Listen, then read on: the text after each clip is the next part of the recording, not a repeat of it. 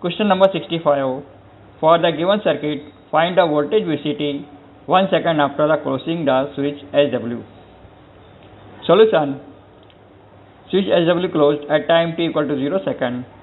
So time constant t equal to RC equal to 0.25 plus 0.25 multiplied by 2 capacitors 4 farad in parallel. This equal to 0.5 multiplied by 2 farad equal to 1 second.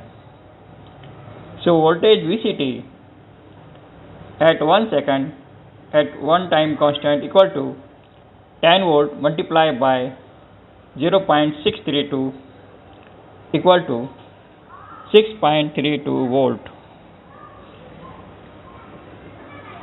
Two resistors in series, so the added this equal to equivalent resistor 0.5 ohm and 2 capacitors 4 farad in series, so they are in 4 farad in parallel, so this equal to 2 farad.